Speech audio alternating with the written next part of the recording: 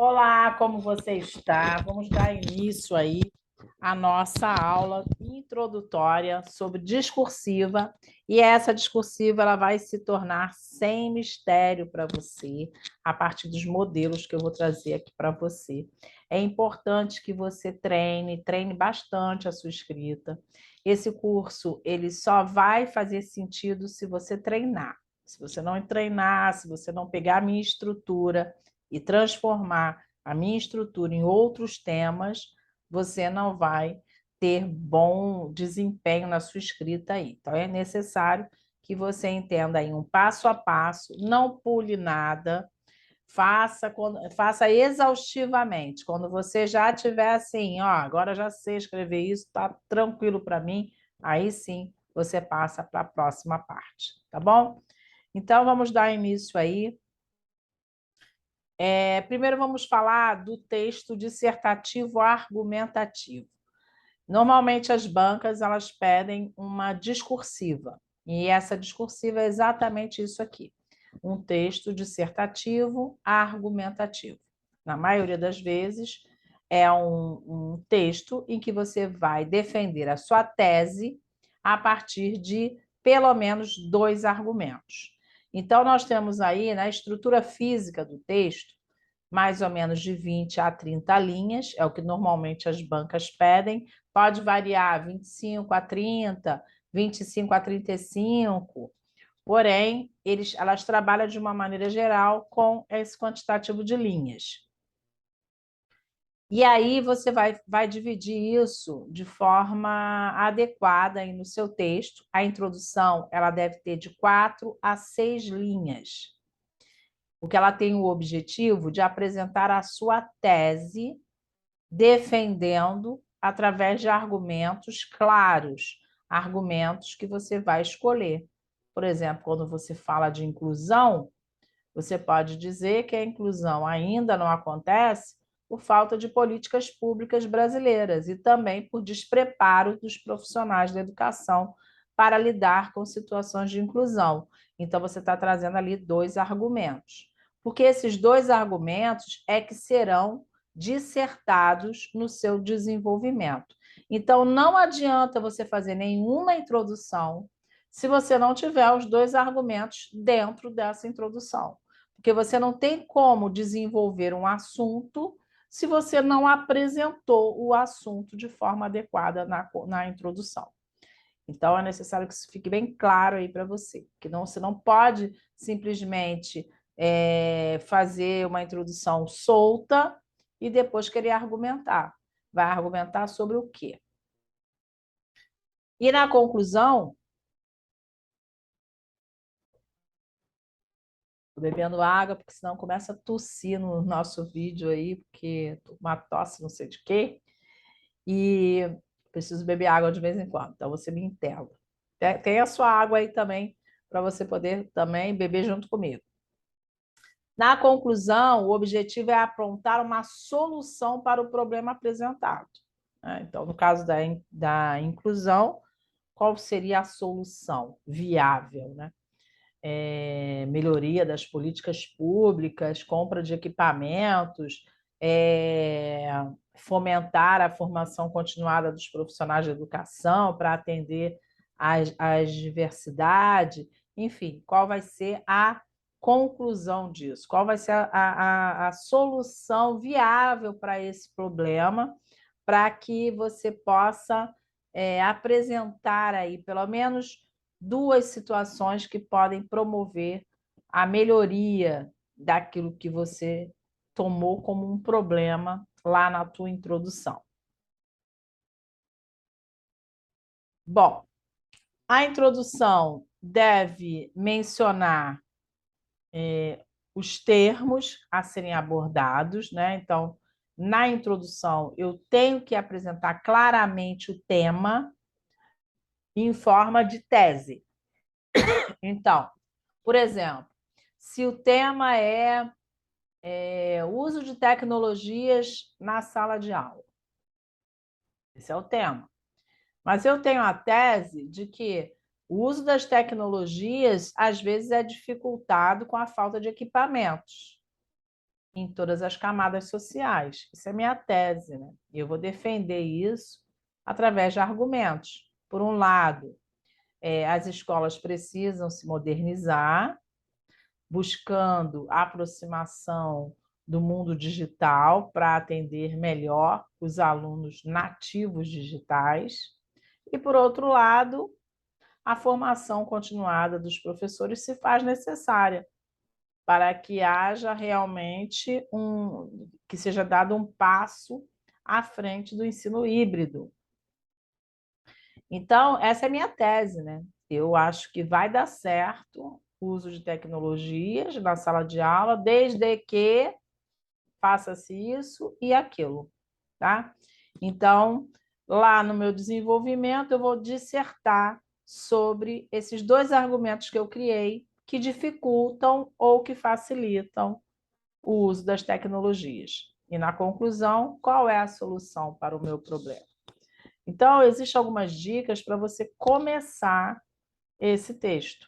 E é importante que haja uma coesão nesse texto. Por isso, os conectivos são fundamentais.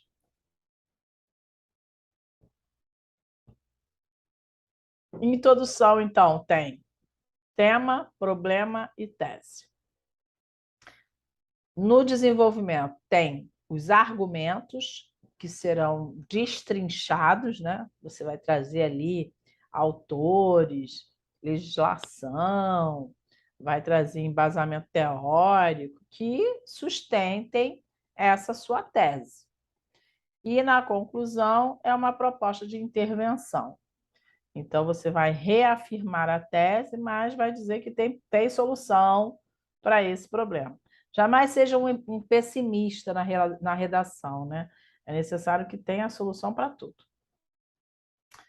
Vamos lá. Algumas coisas são necessárias. Você precisa saber um pouco de algumas coisas. Um pouco de Constituição, um pouco de LDB, um pouco de BNCC, um pouco de Plano Nacional de Educação. Se você souber um pouco desses assuntos, você já começa um bom contexto da sua introdução. Então, por exemplo, eu trouxe aqui o artigo 6 da Constituição, que fala dos direitos sociais. E a educação é um dos direitos previstos nesse artigo. O artigo 5 da Constituição fala que todos somos iguais perante a lei, sem distinção de qualquer natureza, garantindo-se a todos os brasileiros e estrangeiros residentes no país a inviolabilidade, né, de direito à vida, à liberdade, à igualdade, à segurança, à propriedade.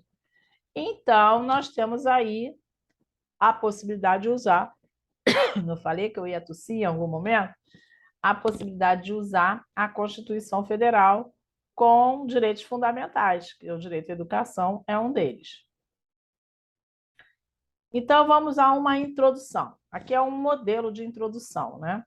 Então, vamos contextualizar. No início das suas frases, você vai escrever um conceito ou um trecho de alguma possibilidade de lei. Você só não pode copiar, como se fosse um plágio, né? Você não pode copiar, mas você pode parafrasear, quer dizer a mesma coisa que está escrita lá, de maneira adaptada. Então, a Constituição Federal de 1988 é um documento jurídico, né? Então, documento jurídico mais importante do país, prevê em seu artigo 6º o direito à educação, como inerente a todo cidadão brasileiro. Agora, a minha tese. Todo mundo tem direito à educação, mas eu acho que não é bem assim que funciona. Então, a minha tese.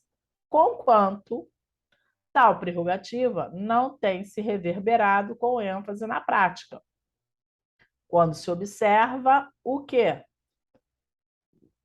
A falta de acesso. Aí é meu tema. O tema não sou eu que crio, o tema quem me dá é a banca, né? Então, aqui poderia ter sido o tema fracasso escolar, a falta de acesso, inúmeras pessoas ainda desescolarizadas. Então, eu apresentaria aqui o tema, dificultando deste modo a universalização desse direito social tão importante. Agora vamos ver os argumentos. Diante dessa perspectiva, faz-se imperiosa análise de fatores que favorecem esse quadro. Agora eu escreveria, por um lado, uma coisa, por outro lado, outra coisa. Por um lado, a falta de políticas públicas adequadas para aumentar o número de unidades escolares e proporcionar a universalização do ensino. E, por outro lado, a falta de perspectiva na profissão docente em relação a um engajamento com novas formas e linguagens que aproximem esse estudante da sala de aula. São dois argumentos que se cria para resolver um problema. Qual era o problema? O problema era a falta de acesso à escola da grande maioria da população naquela faixa etária. Bom, vamos para o próximo exemplo aí. Então, entendeu que na introdução eu tenho que fazer a contextualização. O que é a contextualização? Na primeira, na segunda e na terceira frase, eu vou citar um documento, um conceito, uma teoria que embasa o assunto proposto pela banca. Se ela falar de violência, bullying, eu vou buscar o ECA. Se ela falar sobre analfabetismo, eu vou buscar o Plano Nacional de Educação, que fala da erradicação do analfabetismo. Se ela falar sobre inclusão, eu posso buscar a Constituição Federal, que fala que é um direito de todos. Eu posso buscar uma declaração da Salamanca, por exemplo. Eu posso buscar o próprio ECA. Se falar sobre prevenção ao uso de drogas, vou falar sobre a LDB, que fala dos princípios, e nesses princípios tem lá sobre a orientação contra o uso de drogas, né? Gravidez na adolescência, também tem lá na Constituição, tem no ECA, tem na LDB. Então, você vai buscar um documento que converse com o tema apresentado pela banca. Até aí, entendeu?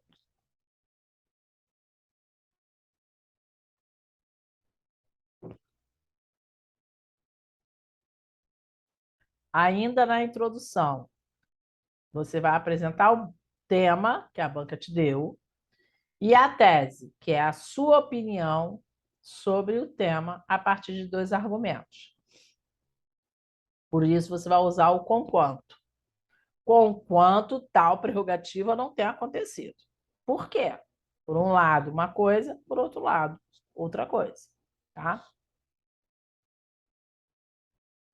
E os argumentos você explica por um lado e por outro lado. Ou você pode dizer também, dentre os fatores que corroboram com isso, temos dois pontos, isso e isso, tá? Vamos ver esse exemplo aqui, que é um exemplo de violência, né? O uso de violência contra crianças e adolescentes. Logo, eu posso falar de Constituição, eu posso falar de ECA, não é? Então, vamos lá. A Constituição de 88, nos seus novos ares, permitiu a promulgação do Estatuto da Criança e do Adolescente em 1990. Marco legal sobre o assunto no país, reuniu reivindicações de movimentos sociais que trabalharam por décadas em defesa da ideia de que crianças e adolescentes são sujeitos de direito e merecem acesso à cidadania e à proteção. Qual é a minha tese? Conquanto o que se observa é um total descaso desses direitos e o abuso dos adultos no que tange à educação de crianças e os jovens. Desse modo, tal prerrogativa não tem se apresentado com ênfase na prática, quando se observa inúmeros casos de violência contra crianças e jovens. Aqui eu poderia até substituir esse crianças e jovens por crianças e adolescentes. Então, quando você tem o mesmo parágrafo, não é legal você repetir palavras. Então, você poderia colocar no primeiro momento ali crianças e jovens, e no segundo momento, crianças e adolescentes. Diante dessa perspectiva, faz-se imperiosa a análise dos fatores que corroboram para o agravamento desse quadro. Por um lado, as ações ineficazes do governo e, por outro lado, a responsabilidade da escola na conscientização. Veja que eu trouxe dois argumentos. Por um lado, eu vou falar do governo, que o governo não tem utilizado de forma adequada os canais que ajudam ou as pessoas que ajudam a impedir o avanço dessa violência. E, por outro lado, eu vou falar que a escola precisa chamar esses pais, precisa desenvolver um projeto contra a violência que se instala dentro das famílias brasileiras. Então, isso já vai para o desenvolvimento.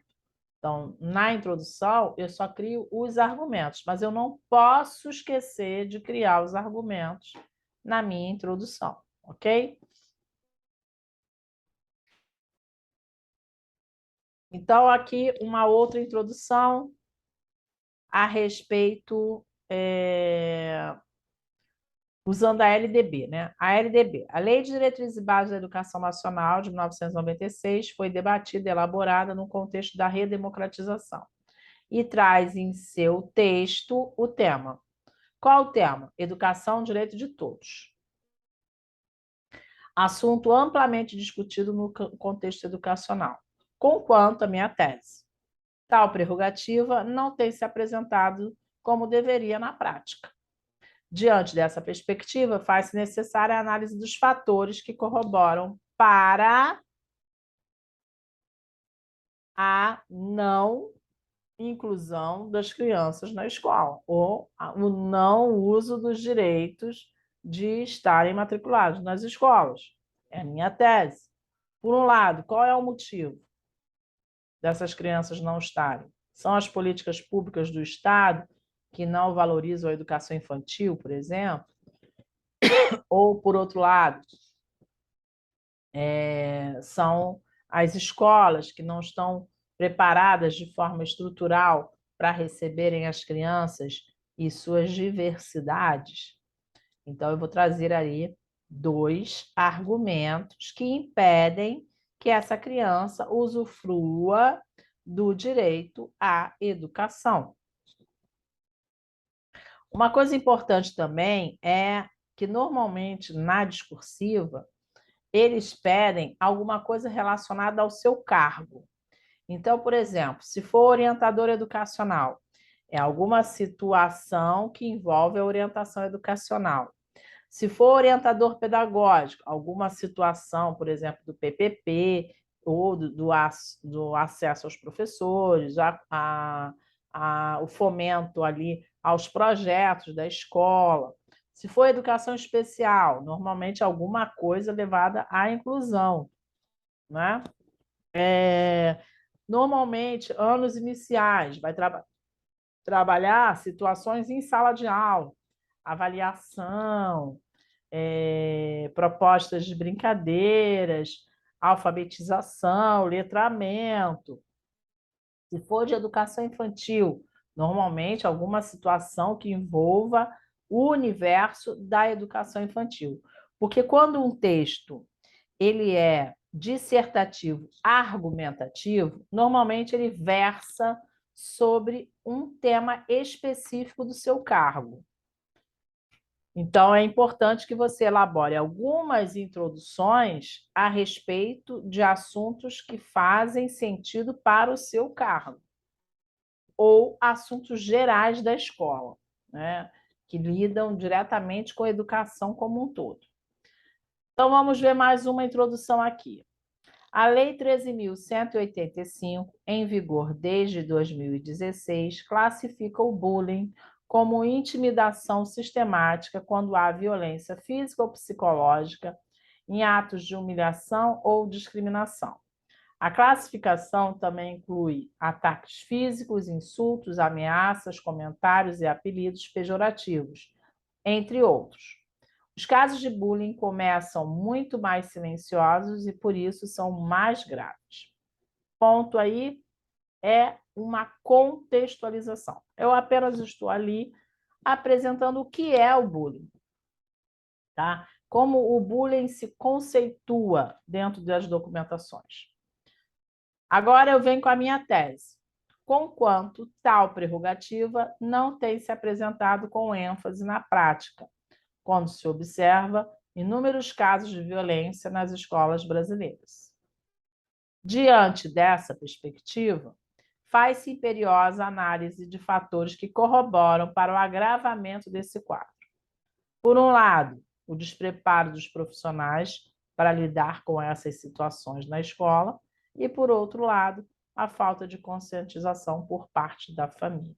São os meus dois argumentos aí dentro dessa introdução. Veja, vou falar outra contextualização. Agora é Fundeb, uso indevido do dinheiro público na educação. O Fundeb foi instituído como instrumento permanente de financiamento da educação pública por meio da Emenda Constitucional número 108, de 27 de agosto de 2020.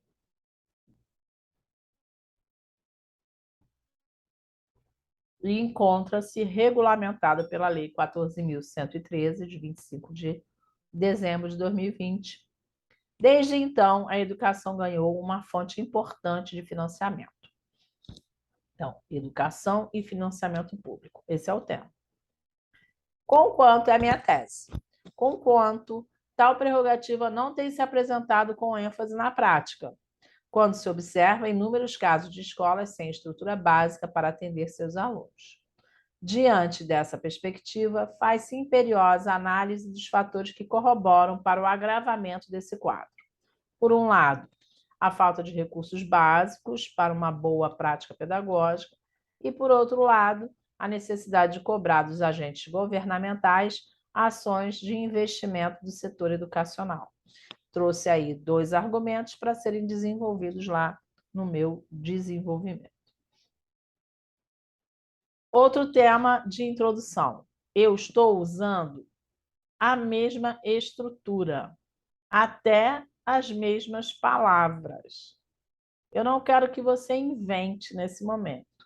Eu quero que você pegue essa estrutura e você crie a sua introdução a um determinado assunto. Vamos lá para o ensino híbrido. Vou conceituar o ensino híbrido como contexto. O ensino híbrido é uma modalidade que une as aulas presenciais e propostas online de forma complementar para oferecer experiências mais enriquecedoras para os alunos. Esse modelo é facilitado pelo uso de novas tecnologias na educação e pela internet. Assim, os alunos e professores se comunicam, trocam materiais e fazem as atividades propostas. Introduzi ali um contexto para elucidar sobre o tema. E aí eu venho com a minha tese. Conquanto, durante a pandemia, observamos uma lacuna entre o ideal e o real. Diante dessa perspectiva, faz-se imperiosa a análise dos fatores que corroboram para a exclusão digital de determinadas camadas da sociedade. Por um lado, a falta de equipamentos e acesso à internet, e, por outro lado, a ausência do preparo dos professores para tornar o ensino híbrido algo eficaz no processo de ensino-aprendizagem. Não mudei praticamente nada. Vim com o mesmo elemento coesivo, que é o conquanto, a mesma estrutura para os dois argumentos, por um lado e por outro lado, e trouxe a contextualização no início, que é para deixar a banca ali ciente de que eu sei sobre o tema. e onde eu procuro embasar esse tema. Nas leis, nos conceitos, nas teorias existentes aí, que você já está estudando para a prova objetiva. O analfabetismo no Brasil é outro tema. O analfabetismo no Brasil constitui um problema que se arrasta há vários anos. No Plano Nacional de Educação, encontramos, dentre as diretrizes, a erradicação do analfabetismo. Aí você acha que está acontecendo mesmo essa erradicação? É a sua tese. Conquanto, durante... não durante, esquece esse durante aí. Conquanto observamos uma lacuna entre o ideal e o real. Diante dessa perspectiva, faz-se imperiosa a análise dos fatores que corroboram para a manutenção de índices tão alarmantes de pessoas com analfabetismo absoluto e outras com analfabetismo funcional.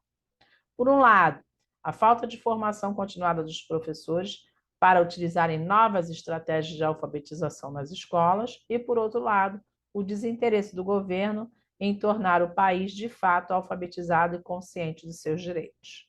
Esses são os meus 2 argumentos a partir da tese que eu estou levantando de que o analfabetismo ainda não será erradicado, porque o tema era a erradicação do analfabetismo. Então, agora é a sua vez. O tema é inclusão na escola brasileira. Então, você vai escrever um contexto, você vai apresentar a sua tese com 2 argumentos que impedem a inclusão na escola brasileira. Tá? Então, a tua tese ela tem que falar de inclusão na escola brasileira, de forma que você diga para mim se você acha que há inclusão ou acha que ainda há uma dificuldade dessa inclusão. Então, é sua tese. Você vai argumentar a favor ou contra. E você depois vai criar 2 argumentos. Por um lado, por que que não há inclusão na escola brasileira? E, por outro lado, por que que não há também? Então, faz isso de forma separada, contexto, tese, argumento 1 e argumento 2, e depois você junta num parágrafo longo de 4 a 6 linhas. Você vai fotografar depois que você fizer e você vai colocar no grupo entre 17 e 18 horas. Eu vou abrir o grupo nesse período para você só postar lá e deixar, que aí nós vamos analisar juntos cada uma dessas introduções. Não pule essa etapa. Essa etapa ela é muito importante. Então, é necessário que você treine. Então, é necessário que você faça a atividade e poste lá no grupo, tá bom? E eu te espero na próxima aula.